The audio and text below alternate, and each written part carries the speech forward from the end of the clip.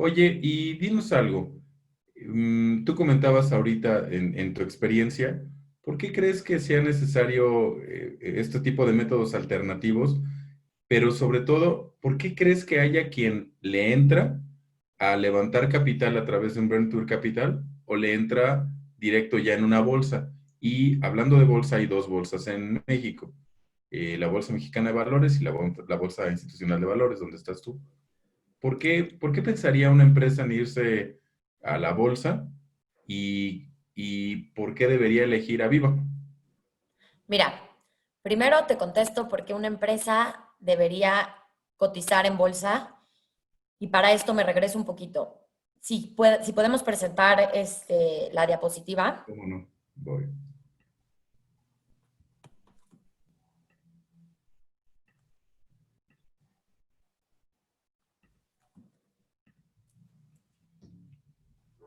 Esta, ¿verdad? Sí, exacto. Esta es una curva tradicional del crecimiento de una empresa y también incluye cómo la empresa, a través de sus diferentes niveles de crecimiento y su diferente nivel de maduración de vida de la empresa, va financiándose. Entonces, si tú te fijas, al principio, normalmente las empresas se financian con recursos propios. Esto quiere decir que se financian ya sea porque tienen algo ahorrado, porque le pidieron a la abuelita o porque le pidieron a sus amigos que les empezaron a fondear la empresa. Este es el punto uno y donde les llaman Valle de la Muerte. ¿Por qué le llaman Valle de la Muerte? Porque justamente es el punto en el que las empresas normalmente están invirtiendo todo el capital para poder desarrollar algún producto, para poder desarrollar algún servicio. Y en ese momento normalmente las empresas todavía no llegan al punto de equilibrio. Y en ese momento las empresas solamente están invirtiendo. Y ahí es donde vemos que muchas de estas empresas mueren. ¿Por qué? Porque al no tener todavía utilidades, no pueden seguir reinvirtiendo y no pueden ser rentables.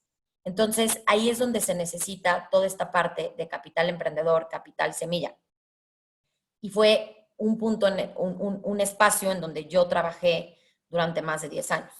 Entonces, esta parte de capital emprendedor y capital semilla es bien importante porque eso le da a la empresa el poder llegar a este punto de equilibrio. Y si el producto o el servicio que realmente están ofreciendo es aceptable por un mercado y realmente están resolviendo una necesidad de mercado, la empresa empieza a crecer. Y entonces empieza a invertir en marketing, empieza a invertir en estrategias de ventas, empieza a invertir en un equipo sólido que realmente pueda llevar la empresa a otro nivel.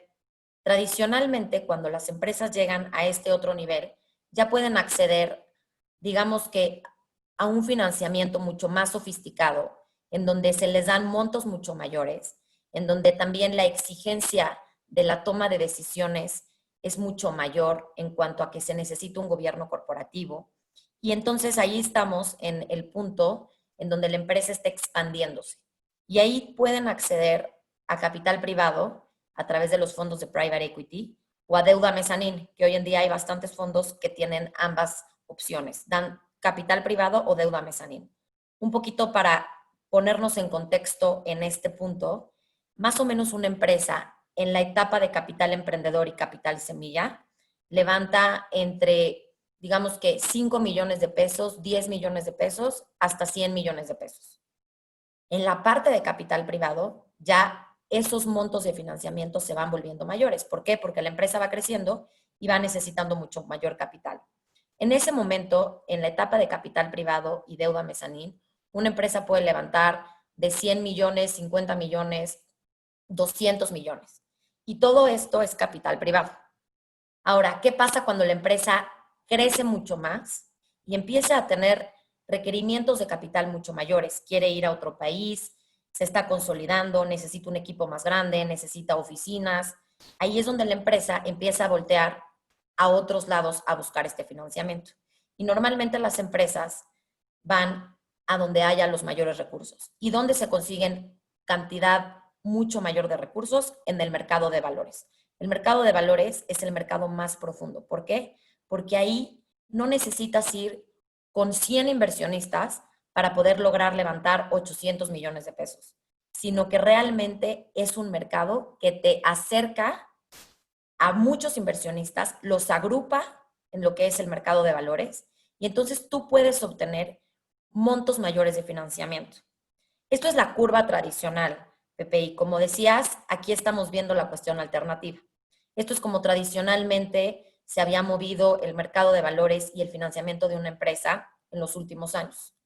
Al llegar Viva como esta opción de financiamiento, las empresas ya no necesitan esperarse hasta que estén consolidadas y después de haber pasado de un financiamiento a través del capital privado o la deuda mezanín, sino que desde un punto antes, digamos que entre la parte de capital emprendedor, expansión y consolidación, las empresas ya pueden empezar a obtener grandes montos de financiamiento a través de este mercado y Viva es justamente este factor que llegó, esta empresa que llegó a cambiar los paradigmas y a poder acercar a empresas que no necesariamente están en la etapa de consolidación y que se puedan financiar en el mercado desde una etapa anterior. No sé Oye, si contesté Dani, la pregunta, Pepe. sí, vaya que sí. Creo que ya está habilitado tu video. Si quieres, le vamos intentando. Permíteme nada más dejar de... Creo que todavía no. Bien, Javi, porfa, ¿no? Déjame hacerte una pregunta, Dani. Eh, voy a volver a compartirla. La voy a compartir de forma diferente para poder andar revisando también de este lado. Dame un segundo, porque me pareció muy interesante algo que decías. Se alcanza a ver, ¿verdad? Tu presentación. Sí.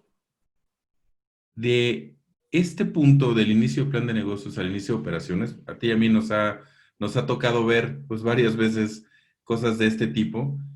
¿Por qué una empresa debería o podría brincar desde su capital emprendedor, capital semilla?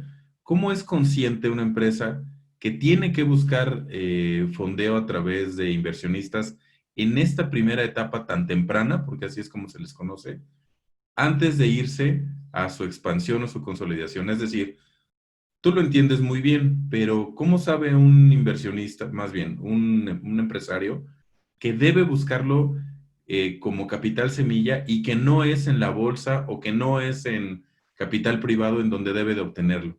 ¿O qué lo frena para eso?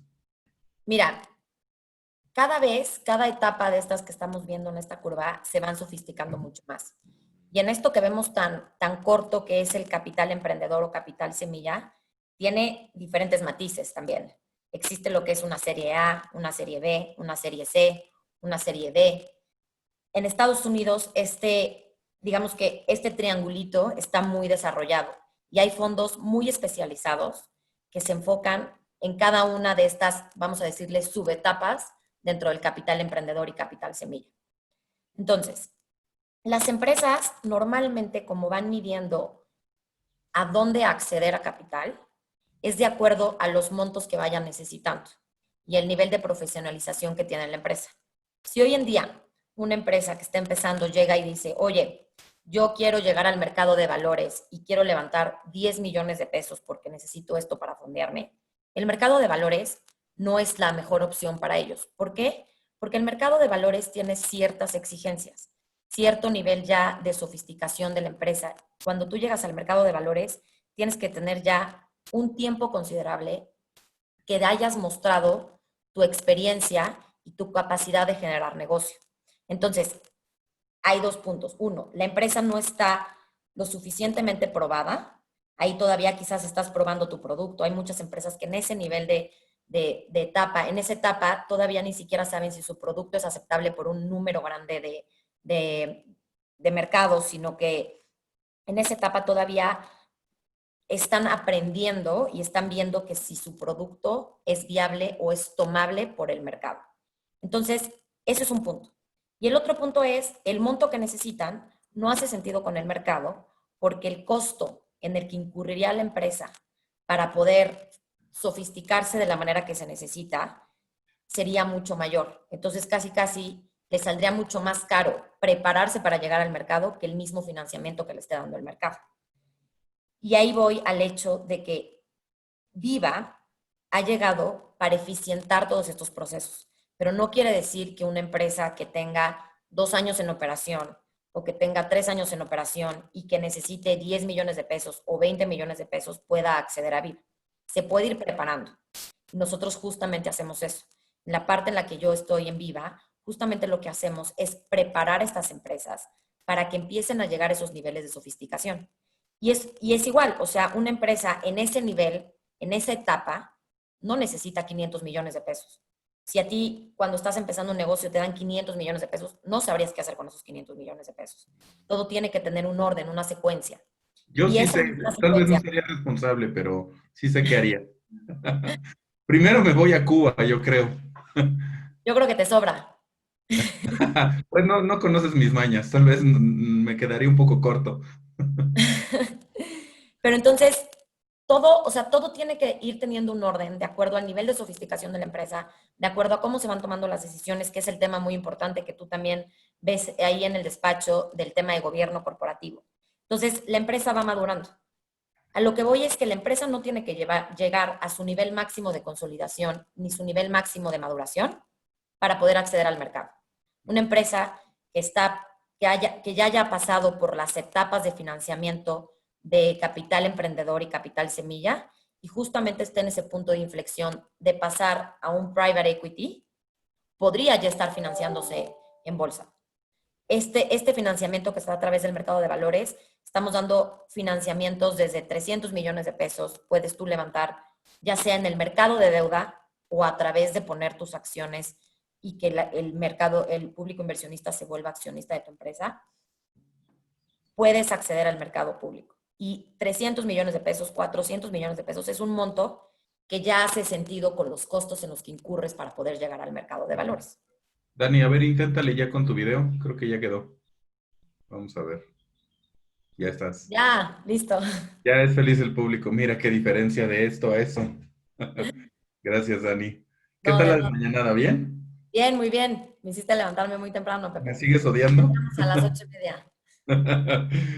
Oye, Dani, hay algo que dijiste que, gracias por la paciencia, hay algo que dijiste que me ha tocado verlo y bueno, por supuesto a ti todo el tiempo, y es en qué gastan los recursos, es decir, ¿para qué pido capital? ¿Para qué levanto capital? ¿Y hacia dónde lo voy a utilizar? Vamos a pensar que ya tienen muy claro el uso de recursos, que esencialmente pues es capital de trabajo, ¿no? Y es para crecer la empresa, es para darle un boost. Pero ¿qué hace de diferente por ejemplo, un family office? ¿Qué hace un venture capital? ¿Y qué hace Viva para ver si el modelo de negocio y el planteamiento que tienen de gasto, por lo cual están pidiendo esta lana, sí tiene sentido? O sea, fuera de ver su P&L y sus proyecciones financieras, ¿cómo te cercioras que lo que te están pidiendo sí va a tener ese destino y sí es congruente y consistente?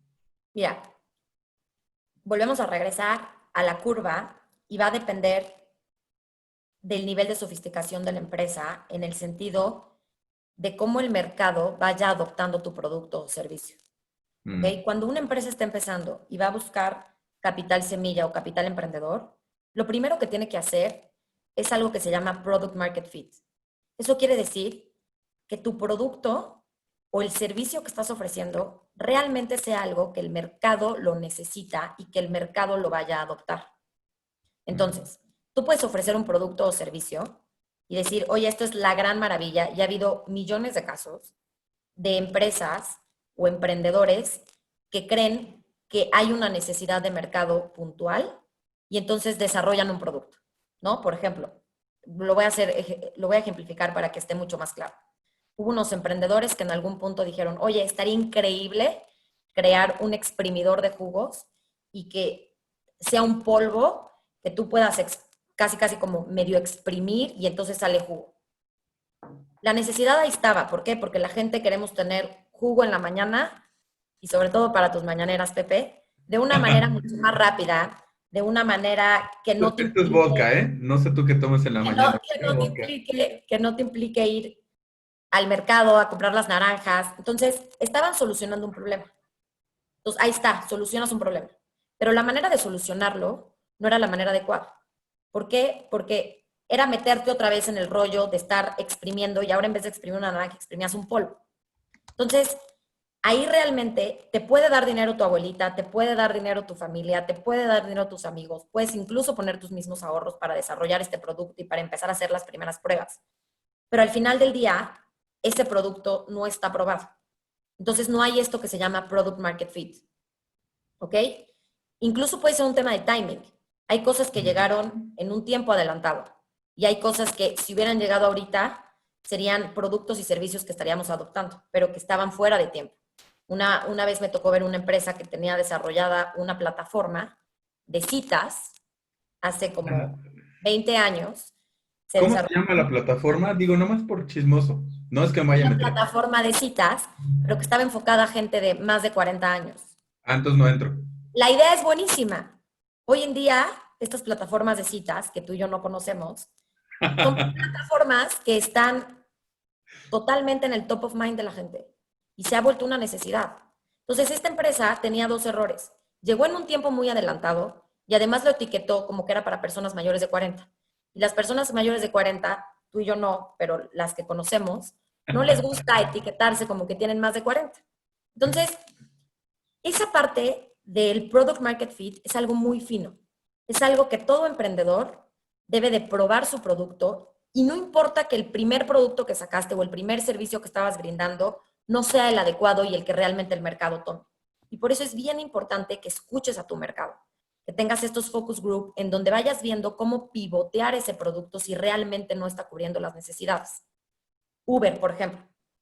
Uber es un típico ejemplo de una empresa que en un corto tiempo pasó por toda esta curva de financiamiento que presentamos.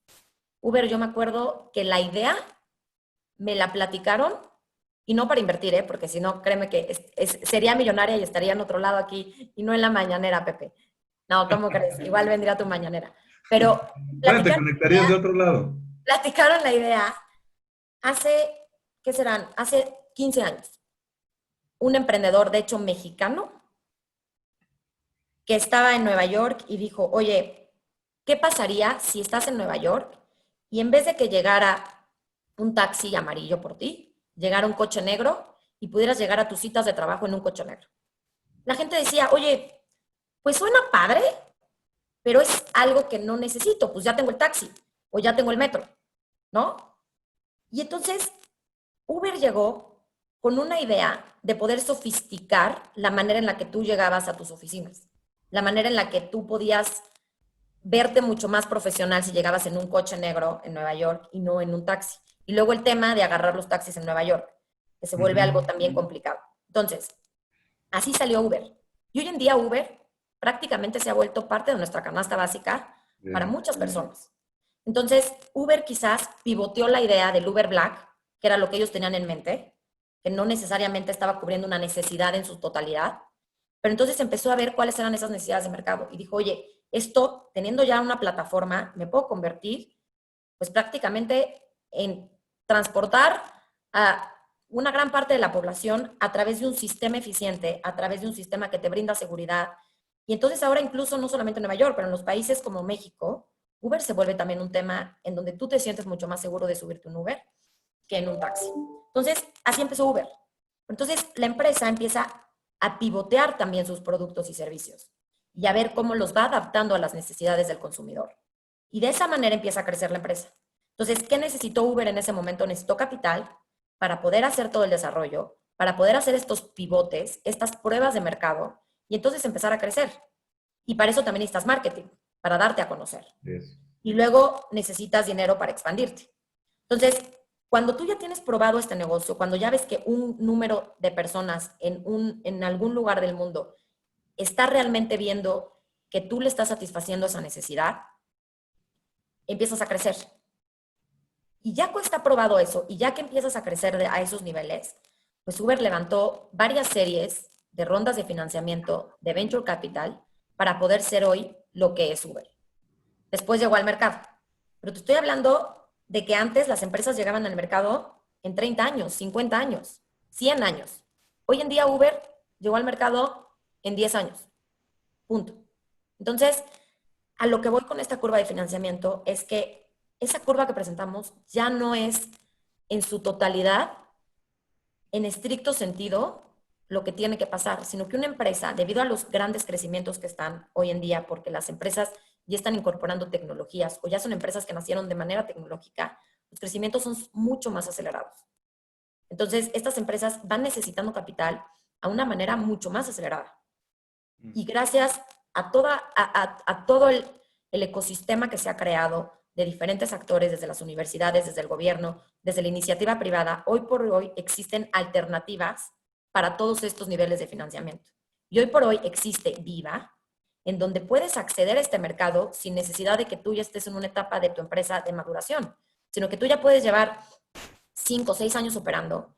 Y si estos temas de mercado se cumplen, y si tienes ciertas ventas, y si tienes ciertas prácticas de gobierno corporativo, y si empiezas a adoptar todo esto desde un inicio, tú puedes estar teniendo una empresa que si tiene esto que ya les dije, puede estar obteniendo financiamiento en el mercado público, aunque tenga 5, 10 años de operación. Oye, hablaste como de tres cosas que para los que empiezan una empresa luego no les hace mucho sentido. Ventas, el uso de los recursos, insisto, en marketing, que ese es un tema que me gustaría ahondar un poco, y el otro en gobierno corporativo. En marketing, te voy a decir un ejemplo que además tú conoces muy bien. Hay un agregador por ahí, Clip, que ha levantado capital de una manera, pero de verdad sorprendente. O sea, el comentario es en el buen sentido. Es un dineral el que ha levantado. Incluso creo que su última ronda fue con SoftBank, si no mal recuerdo. Sí. Y en donde le ha metido, y en serio, ha sido en marketing. La mayoría de los que nos escuchan seguramente ubican a Clip. A mí me llamaba mucho la atención cuando empezaba porque su modelo de negocio era a la gente que necesita el dispositivo, para que todos nos ubiquen, Clip agregador, piensen en su celular y el cobro con el celular el cobro con tarjeta a través de su celular, que la mayoría del comercio, no le quiero llamar nada más el informal, pero preponderantemente, o las señoras de Avon, o la gente de Tianguis, etcétera, que cobran con tarjeta, la mayoría lo usan a través de Clip. Clip es este dispositivo chiquito naranja. A mí me llamaba la atención, Dani, que lo veíamos en estaciones de metro, o sea, la publicidad en estaciones de metro o del Metrobús, o espectaculares en periférico. Y a mí me consta, yo llegué a escuchar muchas críticas para este modelo de negocio o para meterle lana de lo que levantaba en publicidad. Sin embargo, hoy yo creo, es como los Kleenex, ¿no? Nadie les llama pañuelos faciales, todo el mundo le llama Kleenex. Yo lo veo, nadie le llama dongle o dispositivo o agregador a esta chunche para cobrar. Todo el mundo le dice el clip. ¿Tú crees que fue una estrategia de marketing? Definitivamente, y fue muy cara además. Y fue muy arriesgada. Pues además, se supone que el modelo de negocio de un agregador sí es hacia el canvaseo, o sea, al door to door, a la gente que cobra. Tú y yo sabemos que no necesariamente es así con otros Exacto. agregadores, pero les funcionó. Sí.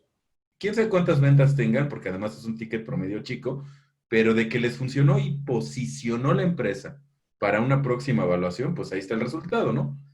¿A qué le deberíamos de poner más ojo? ¿A mi penetración de mercado y que me identifiquen, aunque sacrifique un poco de venta? O sea, es absurdo pensar que le metes lana solo para que te identifiquen y no vendas mucho. Pero ahí está la prueba.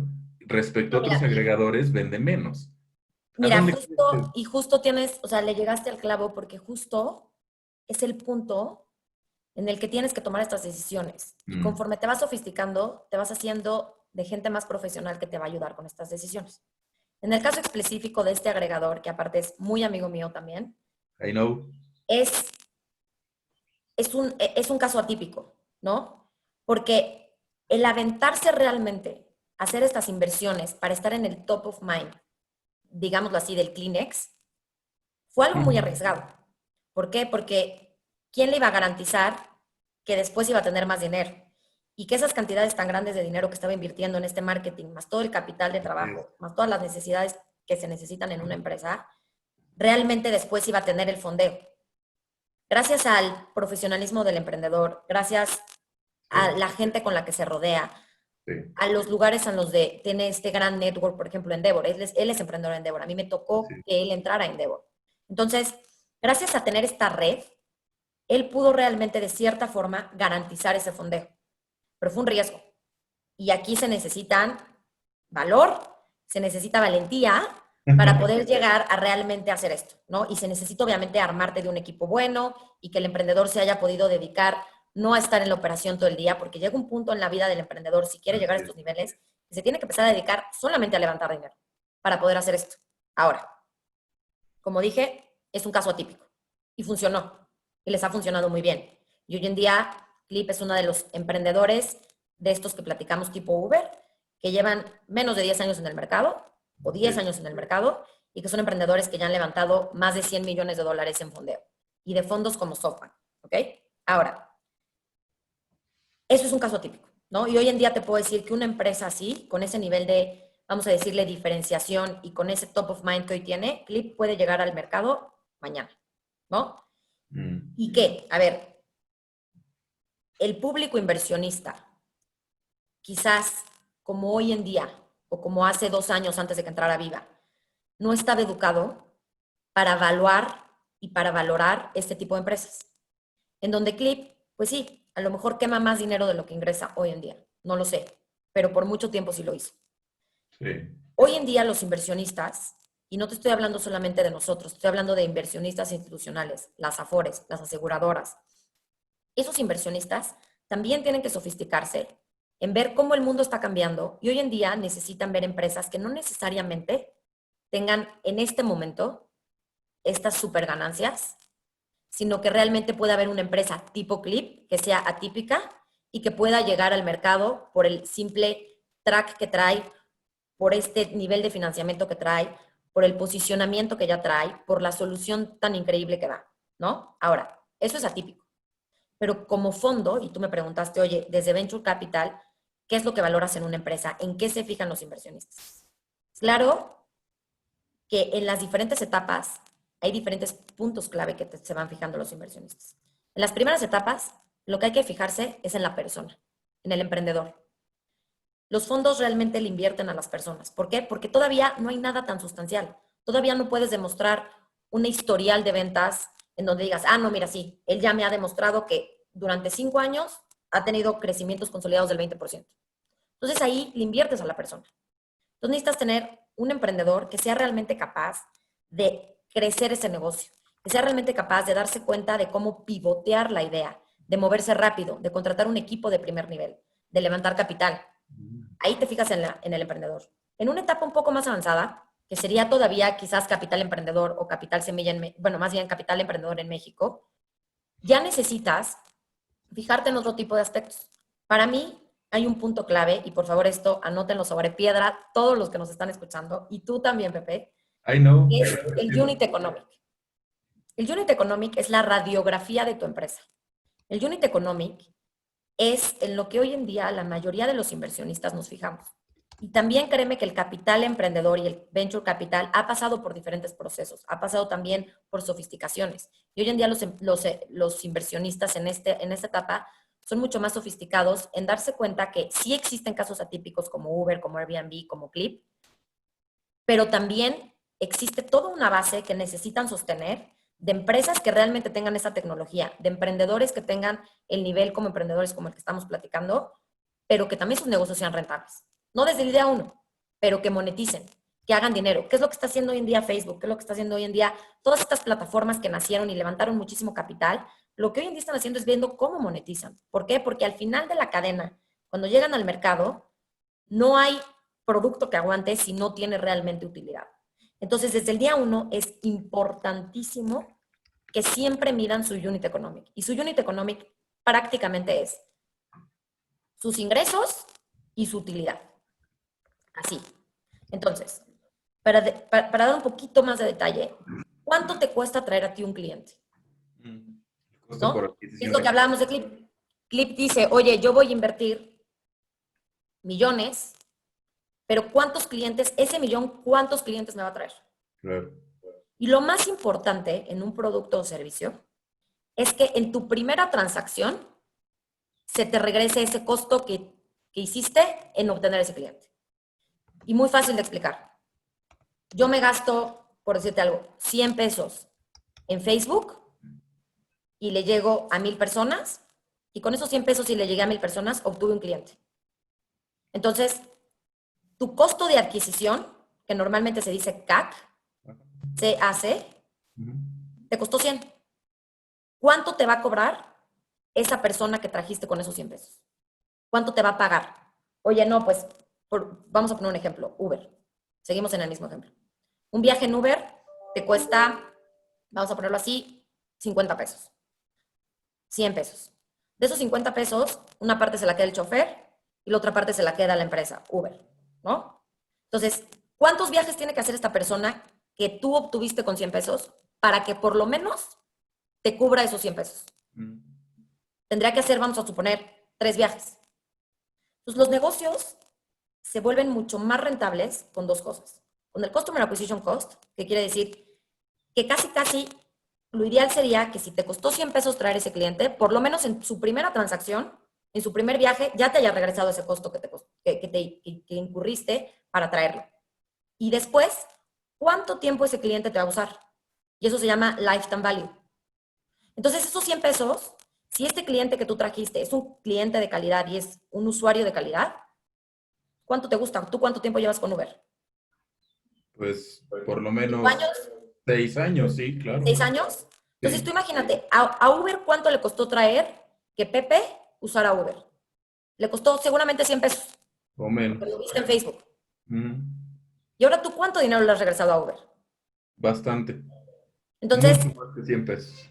esas dos variables son las Mm. dos variables que todo emprendedor tiene que ver desde un inicio para que esto haga sentido, para que su negocio realmente haga sentido. Y esos son los unit economics.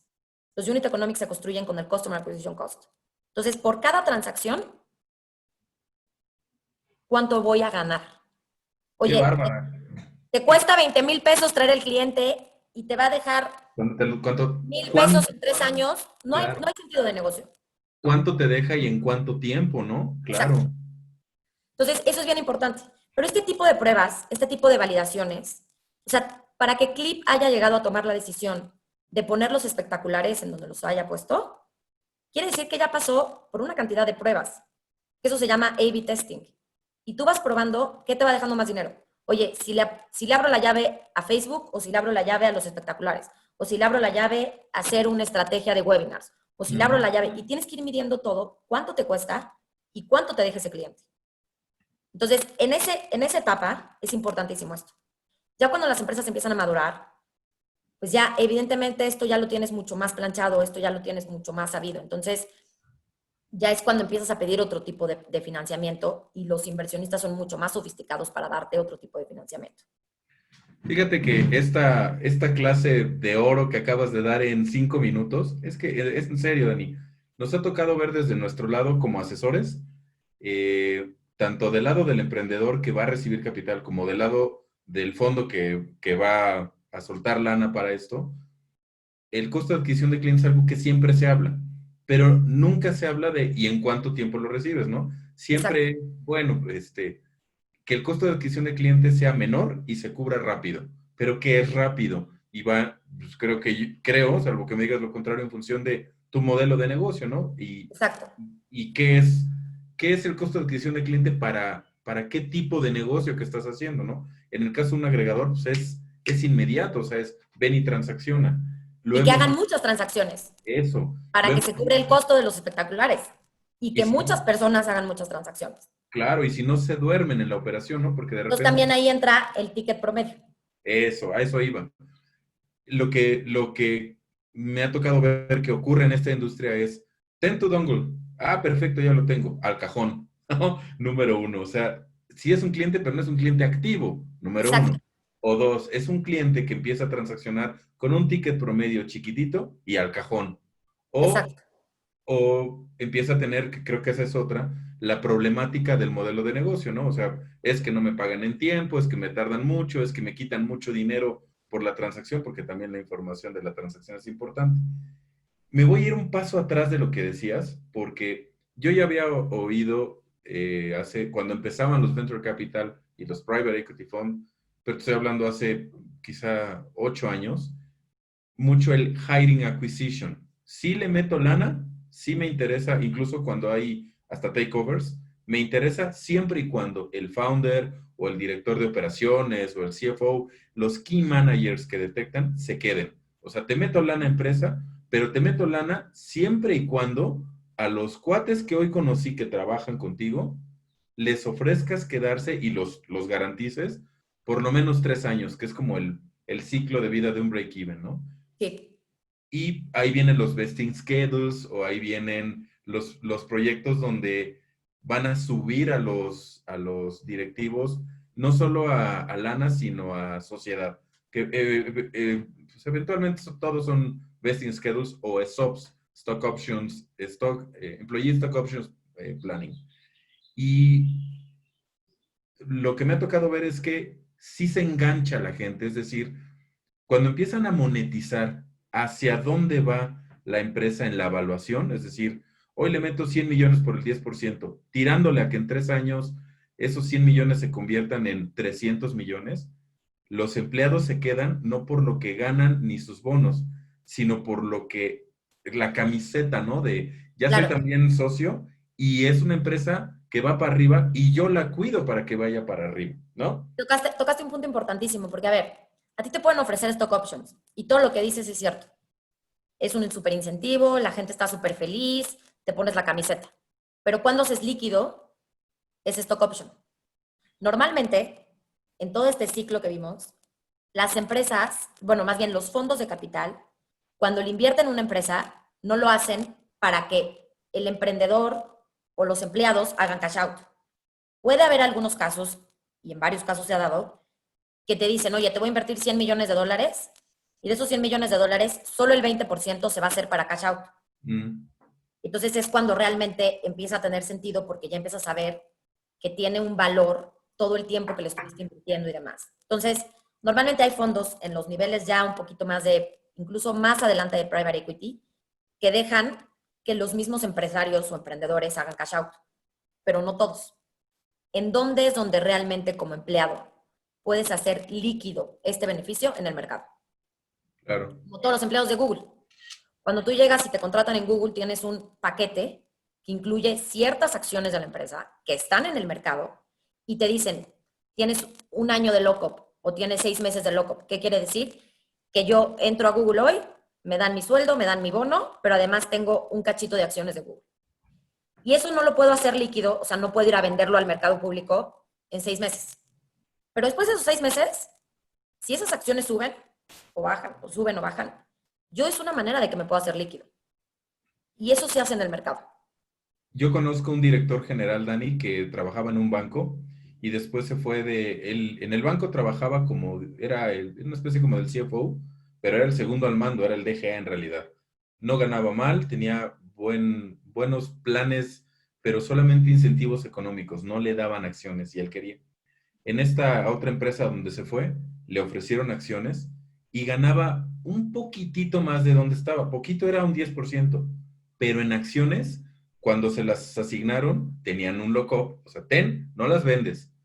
Y después de un año que ya las puedes vender, te doy Exacto. otro tramo. Entonces lo siguen O enganchando. puedes comprar, sí.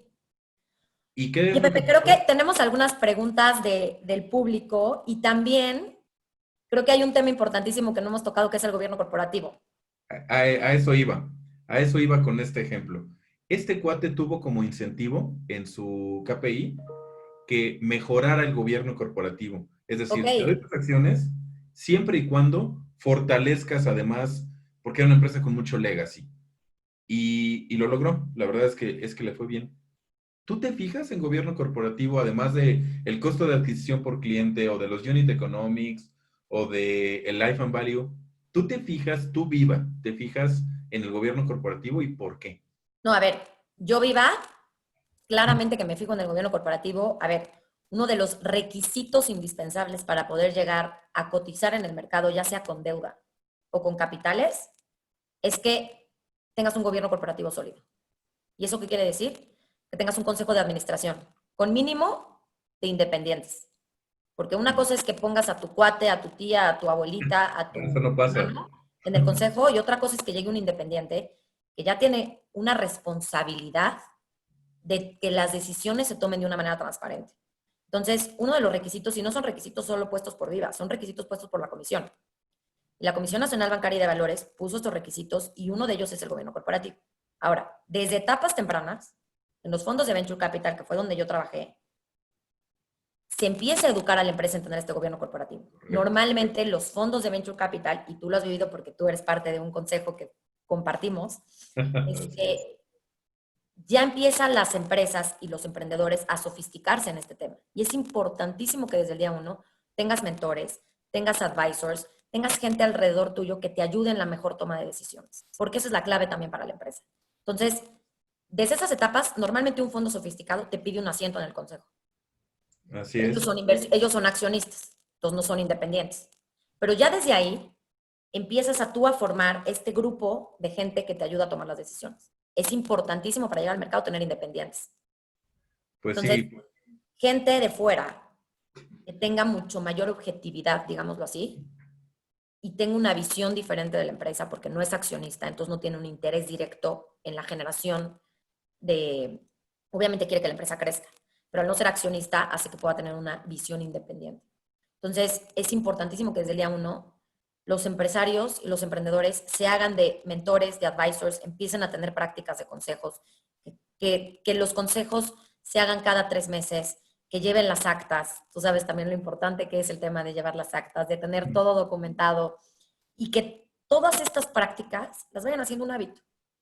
Y con esos hábitos, el día de mañana, en un abrir y cerrar de ojos, si ya hicieron todo esto, si se auditan, también es muy importante el tema de auditoría. No lo tienes que hacer desde el día uno, pero sí tienes que empezar a tener estas prácticas de buen manejo de los estados financieros. Las mejores prácticas las vayan haciendo un hábito. Qué Exacto. frase, ¿eh? Que no lo hacen, además. Lo No, y aprenden nos a la cuesta, fuerza, pero hasta, es algo que... hasta que no les cuesta o hasta que no los Sí, obligan. Claro, Money Talks, ¿no? No te sigo exacto. soltando hasta no ver que estás en orden. Hay dos Oye, preguntas que han hecho sí, ahorita. Una dice, de Jorge Tavares, en la evaluación para levantar capital semilla, ¿hay una recomendación que puedas dar a los emprendedores? ¿Y en qué sector se ha invertido más desde que empezó Operaciones Viva? a ver, la primera pregunta de la evaluación para emprendedores, mi recomendación es que más vale tener 100 millones y tener el 10% de 100 millones que tener el 100% de 1 millón. Entonces, como emprendedor siempre tienes que repartir el pastel. Y el pastel se reparte a quien te da dinero, pero también a quien te da conocimiento. Y también a los advisors. Y también a quienes están en tu consejo. Y hay todos estos esquemas de stock option. Entonces, no me pelearía mucho por la evaluación de mi empresa, mientras sean términos aceptables. ¿Por qué? Porque tampoco se trata que en una etapa tan temprana el empresario principal o el emprendedor principal o el grupo de fundadores se quede con el 10% del negocio. Entonces, también para la evaluación hay un orden. Entonces, tú empiezas con el 100 y conforme vas pasando esta curva que presentamos, te empiezas a quedar chiquito. Pero ese hacerte chiquito te hace más grande. Ese hacerte chiquito, en términos de posición accionaria, tiene que también tener un orden. Como les digo, ningún inversionista, a mí me costó mucho trabajo el tomar la decisión de invertir en una empresa en Venture Capital. ¿Por qué? Porque los emprendedores tenían solamente el 30% del negocio. ¿Qué incentivo van a tener ellos si yo quiero que sean los que se queden en la empresa porque son los que saben operar, porque Claro. son los que conocen el mercado? ¿Qué incentivo tienen ellos si en una etapa súper temprana solo tienen el 30% el grupo de fundadores? Entonces, cada uno tiene que el 8 y el 10. Imagínate, todo el dinero que van a necesitar levantar y que los va a ir diluyendo, al final ya no van a tener ningún incentivo de quedarse con la empresa. Es Entonces, decir, son si le dos, estás dos invirtiendo a visiones. la persona, procura que la persona a la que le invierte se quede. No tengas miedo de repartir el pastel y Mm. más vale tener el 10% de 100 millones, ¿no? Pero todo tiene que tener un orden. Y Oye, ¿y tampoco en se qué trata sector ha desde que invertido aún estés más muy diluido. Viva? Y luego en Viva, ¿en qué sectores? Mira, la verdad es que los inversionistas hoy en día le están apostando mucho a temas de logística y creo que con esta coyuntura estamos viendo que ese tema es crucial. Entonces, tienen apetito por temas de logística. Obviamente hay un escepticismo para las financieras, pero este escepticismo creo que va a pasar en los próximos 3 meses. Van a empezar a moverse también estas financieras, porque evidentemente hay pymes que necesitan fondeo, la gente va a necesitar crédito. El tema, obviamente, del consumo, de empresas de consumo masivo y demás, ha bajado un poco. Hoy en día te puedo decir que a pesar de que los volúmenes que se operan en la bolsa, que más o menos operamos 20,000 millones de pesos en el mercado total en México, se está operando lo mismo, pero evidentemente sí existe este escepticismo. Yo te puedo decir que la tecnología va a jugar un rol súper importante, el tema de logística también, el tema de estas nuevas formas en que estamos transaccionando, empresas que cambian la forma en que unos y otros nos vendemos y nos ofrecemos productos y servicios. Salud es un tema también básico. Queremos más empresas de salud, queremos más empresas con tecnología, queremos más empresas que estén viendo cómo innovar en la manera en que transaccionamos todos. Yo traigo dos reflexiones contigo. La primera, yo te escuché a ti hace tiempo decir que Viva era agnóstico de industria y se me quedó porque le invierten no a un sector definido. Sin embargo, con lo que dices, las tendencias hoy cambiaron. La bolsa es de expectativas, ¿no? En marzo no había expectativas, fue shutdown. En abril empezaron a crecer las expectativas y en mayo se tiene optimismo porque quiero creer que sí hay una vacuna para coronavirus y por eso las empresas tienen boost, pero todos son expectativas, ¿no? Es la primera, creo yo. Y la segunda, dijiste tres industrias importantes y qué mejor que las tres se complementen así: tecnología, salud y logística. O sea, una empresa que traiga estas tres tiene amplias posibilidades de salir avante, incluso en fondeos, llegando a la bolsa, ¿no? Sí, a ver, y al final, el tema de este diagnóstico de industria es un tema, pues, por cómo es el mercado público, todo el mundo puede llegar, mientras cumpla con los requisitos, y mientras haya este apetito de los inversionistas. O sea, prácticamente el mercado de valores depende de qué tan buena sea esta empresa, que es la oferta, pero también qué tanto apetito tengan los inversionistas. Y en México existen diferentes tipos de inversionistas. En todo el mundo, ¿no? O sea, pero hablando específicamente de México. Entonces, es bien importante el conocer al inversionista, qué es lo que pide, y no necesariamente quiere decir que sean los más sofisticados, y no quiere decir que necesariamente sean los que adopten la tecnología de una manera mucho más rápida, y no quiere decir que adopten nuevos modelos de negocio. Pero siempre y cuando nosotros tengamos el discurso correcto, tanto con un venture capital como con los inversionistas institucionales y los inversionistas retail a través de una casa de bolsa, creo que es la clave para poder llegar realmente a tener un fondeo exitoso en todas las etapas de capital de una empresa. Entonces, hablar el idioma de los inversionistas, conocer quiénes son estos inversionistas, qué les gusta escuchar, qué les gusta, y que tú te vayas profesionalizando en eso y vayas adoptando estas prácticas, es clave para que tu empresa siempre esté sana en cuanto al fondeo que se necesita. ¿Cómo andamos de tiempo, Dani? Tenemos dos preguntas Bien, más. tenemos todavía un ratito, no te preocupes. Bien. Ahorita hago la pregunta de Manuel Pomar porque es larga. Son dos preguntas largas, pero hay una que hace Javier Montaño, viejo metiche. Dice, ¿cómo recuperas el control de tu empresa, ya sea como emprendedor o accionista, como parte del proceso de repartir el pastel y el gastar para cumplir con las reglas? A ver, ¿cómo recuperas el control de tu empresa? No necesariamente se trata de perder ese control. O sea, tú como empresario en las diferentes etapas de financiamiento, pues va a haber algunas en que todavía tengas hasta el 51% y meramente por cuestión legal, pues tendrás la mayoría y tendrás el lugar en la asamblea o el consejo para tomar la decisión como mayoría. Tú puedes seguir teniendo el control. O sea, normalmente, por ejemplo, las empresas, el float que ponen en el mercado es 40%, 50%, 60%. Entonces, eso te está hablando que si ya pasaste por toda una serie de inversionistas, tú como empresario puedes estar en bolsa y puedes tener el 10, 20%, el grupo de control puede tener el 10, 20% de la empresa. Y eso no quiere decir, por eso se llama grupo de control. Así Y el es. grupo de control no necesariamente quiere decir que tenga el 80% de la empresa, sino que realmente las decisiones y todo el gobierno corporativo se ha construido para con que tú tengas el 20% y estés en bolsa, tú puedas seguir controlando ciertas decisiones. Ahora, Mm. no queremos, como inversionistas, a todos los niveles, que todas las decisiones se basen en una sola persona. Y eso se llama one man show. ¿Ah? Y eso es antigobierno corporativo. ¿Por Mm. qué? Porque esa persona se muere mañana y es el que sabe todo. Porque no puedes estar tomando decisiones con base a la emocionalidad de una sola persona. Necesitas un grupo que tome las decisiones. Entonces, no necesariamente pierdes el control, pero perder ese control no necesariamente es malo. ¿Por qué? Porque entonces ya adoptas el conocimiento de otra gente que suman a tu negocio.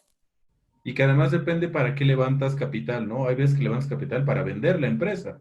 La estás poniendo bonita, estás poniendo guapa. Exacto, tienes toda la razón, Pepe, y hay veces en que tú como emprendedor le recompras a los fondos. Ah, además, claro. Entonces, ahí ganas otra vez equity y acuerdas un precio y de hecho, desde que tú pides que te den capital y en los term sheets, en los documentos legales que firmas, que Pepe sabe hacerlos muy bien, en todos esos documentos legales que firmas, tiene que haber una cláusula en donde diga que tú en algún punto puedes recomprar esa empresa, recomprar esa participación y que se acuerde el precio de acuerdo a ciertos parámetros. Mm. Te voy a hacer la otra pregunta, es larga, pero el planteamiento es bien interesante. Dice Manuel Pomar, te saluda y todo. ¿Cómo ves el panorama del mercado de valores en México en los siguientes años, a propósito del levantamiento de capitales y tomando en consideración que si bien se han listado SERPIs, SECADES, FIBRAS, ETFs y SPACs, ya hace un par de años que no ha existido una IPO? ¿Cuál es tu lectura de esto? Los principales índices como el IPC de la bolsa, el El FTSE, FTSE Viva, Standard el Poor's Standard 500. 500, Dow Jones, etcétera, no han tenido su mejor desempeño. ¿Cuándo crees que se empieza a recuperar el mercado? Mira, un punto, el tema de los IPOs. Esa es la gran razón por la que le otorgan la concesión a Viva, de que Mm, haya una segunda bolsa. ¿Por qué? Porque países como España, que está en un nivel de PIB casi al mismo de México, es un país que tiene 5 bolsas. Es un país en donde cotizan aproximadamente 3,000 empresas en el mercado. ¿Por qué? Porque hay inversionistas sofisticados, porque se dan las condiciones, porque las empresas conocen todo este tipo de información para poder llegar al mercado y saben que se pueden financiar en el mercado. En México eso no ha pasado. En México tendríamos que tener, para el nivel de economía que somos, para el nivel de medianas empresas que hay en México, tendríamos que tener 900 empresas listadas. Tenemos 145. Entonces, una de las grandes misiones de Viva es poder incluir a estas nuevas emisoras al mercado. ¿Cómo lo estamos haciendo? Con información, con acompañamiento, con este tipo de webinars. Nosotros tenemos un programa 360 en donde vamos de la mano con la empresa y aunque a la empresa le falten 18 o 24 meses para llegar al mercado, vamos sofisticándola en este tema de auditoría, en este tema de gobierno corporativo, en realmente tener su estructura financiera sólida. Entonces, esto es algo que antes no se daba. Antes, las medianas empresas pensábamos que el mercado era para las grandotototas. mm, Y también había una barrera a la entrada muy fuerte por los mismos miembros de todo este sector. Viva llegó a romper con esto. Viva llegó a democratizar tanto para inversionistas como para las empresas. Y por eso tenemos todos estos temas de programas. Entonces, sí, el mercado lleva 2 años sin IPO por condiciones externas de la industria, por la crisis, por el tema político, por el tema COVID, lo que quieras, pero también porque no había este tipo de incentivos, porque no había este acercamiento y este conocimiento de que tú como mediana empresa puedes empezar a acceder a fondeo bursátil. Entonces, eso es lo que estamos haciendo en Viva. Y hoy por hoy, nosotros te acompañamos, vemos empresas que más o menos tienen una facturación de 100 millones de pesos y las empezamos a acompañar en todo este proceso, cuando antes, si no vendías 30,000 millones de pesos, no podías empezar a hablar con alguien que estuviera en este sector. Y les tengo una noticia, pero bueno, hace una semana anunciamos el filing público de una empresa que va a hacer una colocación en el mercado. Y esta bien. empresa va a hacer una colocación en energías renovables. Contra toda noticia, contra todo entorno político económico, va a ser esta colocación. En cuanto, obviamente, los voy a invitar cuando sea la colocación y nos pueden seguir en redes para que el día que se haga este listado y que se coloque la empresa Wow. y que se haga el grito viva, que va a ser en un par de semanas, puedan estar presentes y vean lo que es que una empresa llegue al mercado después de 2 años o más de 2 años en México sin haber un IPO. Pero esto ha sido un trabajo desde que nació Viva, desde que lanzó Operaciones Viva. Esto ha sido un trabajo de 2 años. Y este trabajo lo vamos a seguir haciendo. Y sabemos que cuando lleguen las primeras, van a empezar a llegar más. Y eso es lo que quiere Viva. Viva quiere crecer el mercado en los próximos 3, 5 años, en que tengamos 50 empresas más en el mercado. Fíjate que dijiste dos cosas que me gustan mucho y hace sentido, es congruente lo que está pasando en Viva con lo que has dicho de enfocarse en las personas a quienes se les invierte. María Arisa viene de Amex Cap. Tú Exacto. vienes de un Venture Capital, bueno, de dos que yo conozco, de Nazca y de Redwood, y por eso es una bolsa tan distinta. como sabes, yo soy consejero de la bolsa, de tu competencia, de una de las Voy compañías a de bolsa. aventar el café, Pepe. Ya sabía y aún así vine. Pues ellos me invitaron primero. Eh, y el driver de Viva es bien fresco. Esa es, y además la gente así la ve, ¿eh? Viva es de entrada porque la dirige una mujer de entrada y que tiene una experiencia bárbara con compañías nacientes y que empiezan a estructurarse con gobierno corporativo, como lo has dicho varias veces. Es la primera. Y la segunda, qué chingón es el grito viva, ¿eh? Porque siempre estamos acostumbrados al timbre, ¿no? De Siempre. flojera en la bolsa.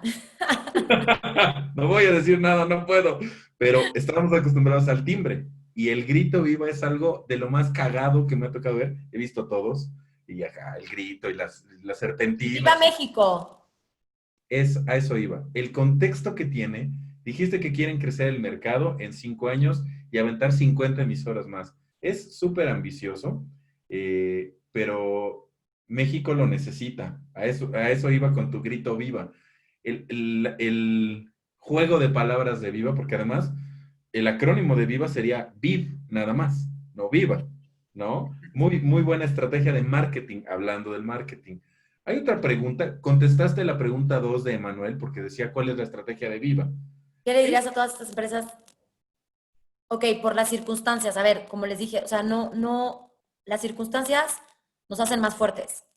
Y Mm. justamente nosotros somos los que tenemos que romper con las circunstancias e innovar. Entonces, aunque estemos en esta circunstancia, Viva sacó el filing público de una empresa que después de 3 años casi no ha habido un IPO. Entonces, a pesar de estas circunstancias, hay empresarios valientes, hay empresarios capaces que están luchando todos los días por cambiar estas circunstancias. Entonces, sí, claro que hay un escepticismo de los inversionistas, no vamos a ser naif en ese tema, ¿no? Y ser inocentes en pensar que no hay, que claro que los mercados no están yendo para arriba, que claro que los principales índices están a la baja en el mundo, pero eso no quiere decir que dejemos de trabajar, eso no quiere decir que nos dejemos de preparar.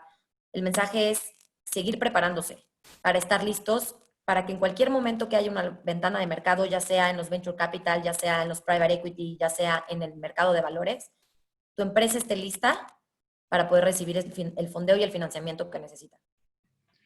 Hay una pregunta que hace Raúl Rodríguez. Dice, hola Dani, ¿qué condiciones no económicas debería tener más cuidado de dar un startup a un venture capital?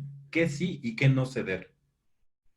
A ver, muy buena la pregunta, Raúl. Es importante en esta parte que hablábamos de ceder o no ceder el control y tener o no tener el control, hay decisiones que sí son importantes que el emprendedor tenga. Por ejemplo, yo no dejaría, hay fondos, no voy a decir cuáles, pero hay varios fondos que incluso quieren estar viendo en qué se gasta en la papelería y que las empresas le manden un reporte todos los meses diciéndole que si gastaron más de 50,000 pesos.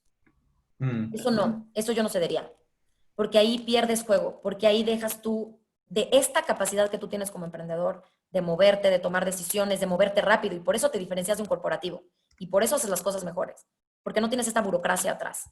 Entonces, mm. el que un fondo te empiece a volver reportitis y burocrático, Micromanager. yo no lo cedería.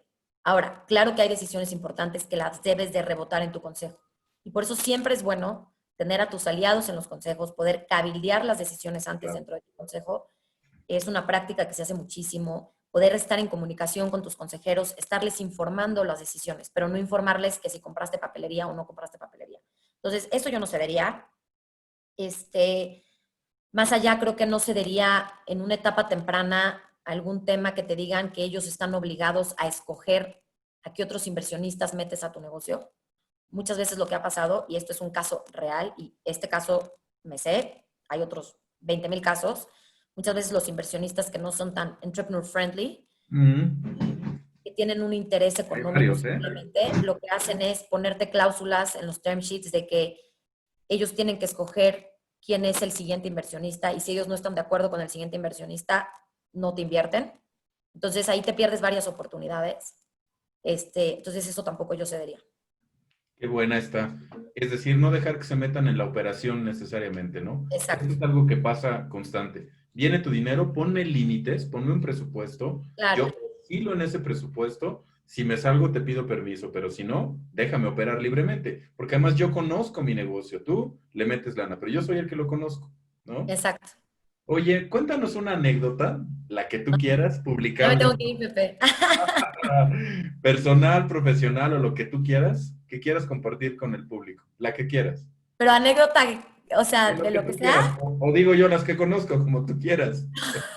A ver, no, pues yo creo que una de mis principales anécdotas fue cuando Nazca me invitó a lanzar operaciones del fondo de Venture Capital en Colombia. Entonces, creo que ahí una de las principales anécdotas fue que el fondo en Colombia tenía cierta reputación no tan buena y me tocó llegar a limpiar esa reputación en un país que no conocía, con gente que no conocía, con inversionistas, porque también los fondos pues, nos invierten inversionistas, ¿no? Y entonces tenemos que rendirle cuentas a esos inversionistas.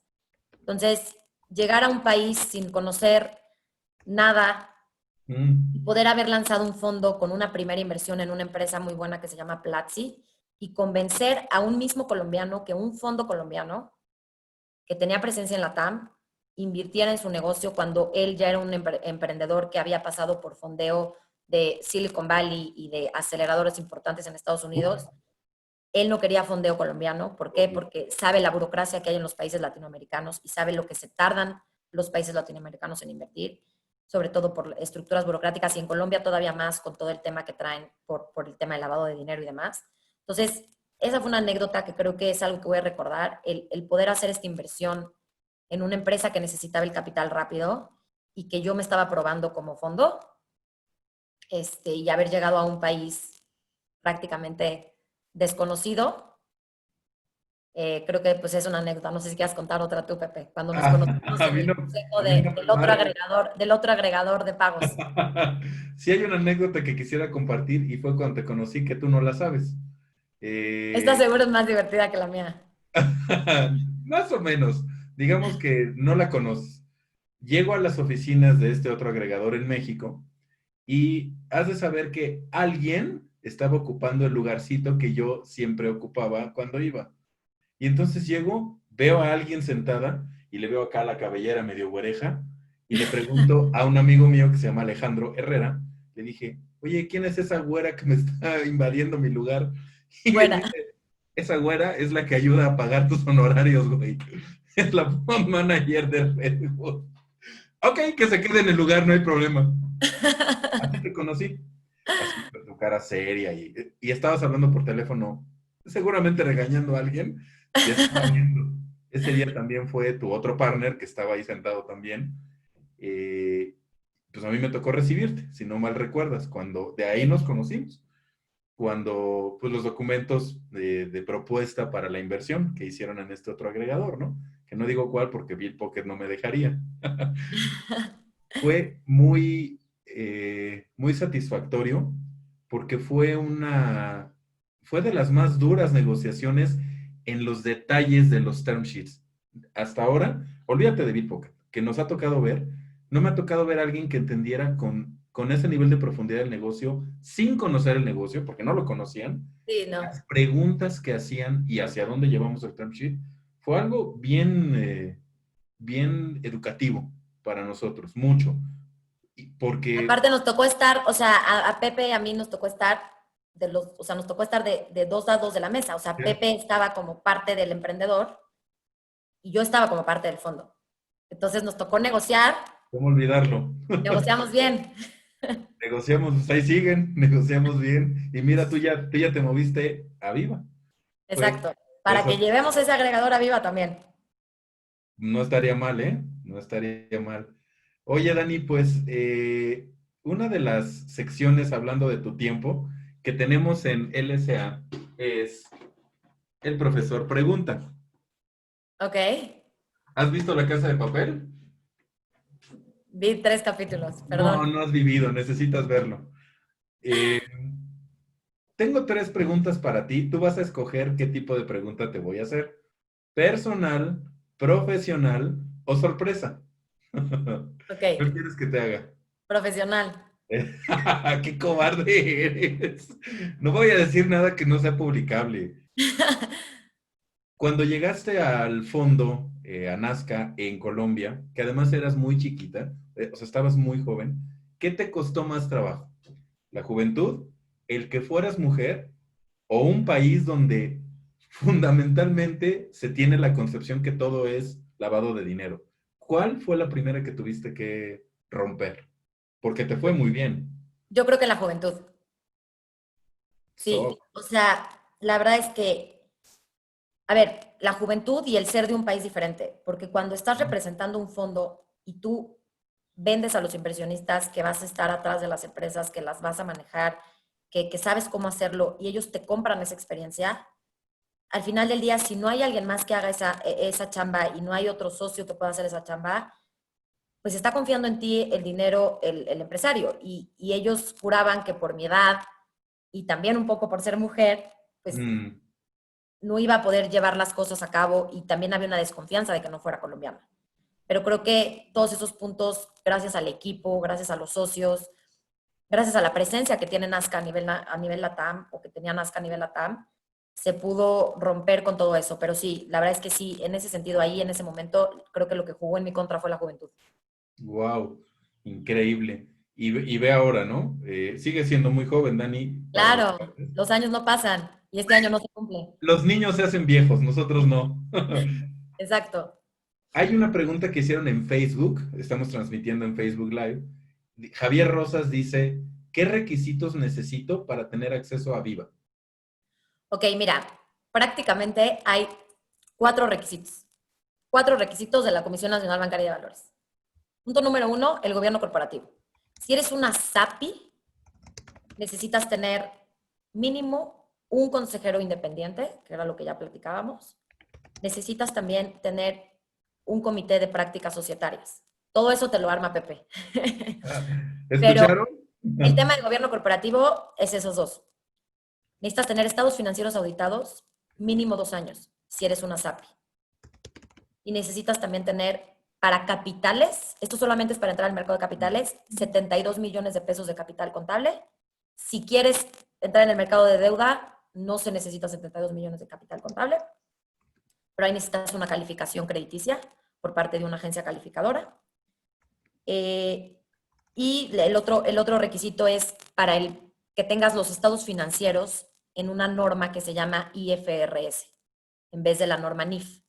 Entonces también es algo que, a pesar de que es costoso, no lo recomiendo que sea en un inicio, pero cuando la empresa ya lleva a lo mejor 5 años de operación, que puedas tener tus estados financieros en esta norma internacional, creo que es una muy buena práctica y que te empieces a auditar también. Esos son los requisitos básicos de la Comisión Nacional Bancaria de Valores. El tamaño de la empresa, el monto que vayas a colocar, depende totalmente del mercado. Y que a ti te haga sentido el costo en el que vas a incurrir, porque obviamente tienes que contratar gente para reportar, porque obviamente tienes que pagarle al auditor, porque tienes que tener el gobierno corporativo, porque tienes que tener un colocador, tienes que tener unos abogados que hagan toda la transacción. Y ahí sí el costo, pues sí necesita ser, o sea, necesita hacer sentido con el monto de colocación. Ujú. Entonces, más o menos puedes estar colocando en el mercado de deuda 300 millones de pesos y de capitales 500 millones de pesos. No, pues clarísimo. Javier, yo creo que esta te la respondió, pero más clara ni el agua. Dani, yo te quiero agradecer muchísimo. Ha sido tremendamente educativa en todas las mañaneras que he tenido. Nunca había escrito tantos datos como el día de hoy. Ha sido, yo creo que para todos los que nos escuchan, por el chat me están escribiendo varias cosas. Unas dicen guapa, inteligente, otras dicen qué buenos datos. En serio, ¿eh? Te lo voy a enseñar para que veas que no es choro. No te voy a decir quién nada más. Pero tratando de redondear un poco lo que decías, no está tan simple porque son muchos datos, pero creo que lo que nos quedamos como reflexión es mejor que en una empresa naciente empieces a buscar capital temprano para que te eduques, para que veas lo que se siente repartir el pastel, quedándote con el control, pero también sabiendo que es mejor un poquito de algo que un chingo de nada, ¿no? De Segunda, acuerdo. ponte en orden desde el punto de vista de tu gobierno corporativo, que es tomar decisiones no concentradas en el one-man show, sino en varios que le entren, que te aportan lana y te aportan conocimiento, te aportan mercado, porque el tema de consejo es espectacularmente padre cuando yo conozco a alguien con quien puedes hacer negocio, eso es un consejo, todo el tiempo. Y otra que me gustó mucho, la fórmula de cómo meterle dinero y cómo me fijo para meterle dinero fue altísimamente educativa. Yo te lo agradezco mucho, Dani. Por favor, compártenos con toda la Claro audiencia que sí. tus redes. ¿Dónde te encontramos? Claro que sí, ahorita lo comparto. Y pues hiciste un buen resumen coloquial, Pepe. Pues el tiempo no ayuda mucho, pero es espectacular la plática, de veras, en muchos No, sentidos. muchísimas gracias, la verdad, por la invitación. La verdad es que yo estoy encantada de que me hayas invitado a estas mañaneras. Y la Sí. verdad, cualquier cosa que necesiten, en Viva estamos para acercarnos a ustedes a manera personal, con toda la experiencia en temas de capital privado, de venture capital, de capital emprendedor. Por favor, inscríbanme por Twitter, escríbanme por LinkedIn y con muchísimo gusto resuelvo cualquier duda que tengan. ¿Cuáles son tus redes de Twitter y de LinkedIn, Dani? A ver, entonces, estoy en LinkedIn, pues estoy literal así como Daniela Calleja. Y en Ok. Twitter estoy como, es que ya ni me acuerdo cómo estoy en Twitter. Daniela Calleja y arroba de Calleja M. De Calleja M, perfecto. De Calleja M.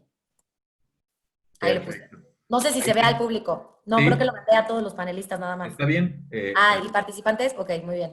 Yo los pongo, ¿no? Todos los panelistas y participantes, yo la pongo. Es arroba de Calleja M y Daniela Calleja. Perfecto. Dani, muchas gracias por tu tiempo. Estamos muy agradecidos pues porque quien te da su tiempo te da todo, por tus ocupaciones y que hayas hecho un espacio madrugador en viernes a las 8 de la mañana. Y, ¿qué te digo? A mí también me embarazaron así al principio y ya me acostumbré. Gracias, gracias, Sí, Dani. no, de verdad, muchísimas gracias, Pepe, lo que necesiten y Gracias. encantada de haber participado. Te voy a robar tu tapiz de tu derecha, está súper chido. Me gusta y también tus repisas están chidas. Muy Gracias. bien. Sí, no, está increíble, se ve padre. Gracias, Muchas Pepe. gracias, Dani. Nos encuentran a todos en arroba LC Advisors, en el caso de Twitter, LC Advisors-bajo. Gracias a todos por su tiempo. Gracias, Dani, nuevamente. Te mando un abrazo y estamos Igualmente. hablando pronto, Esperamos vernos pronto. seguro. Bye. Gracias. Cuídense.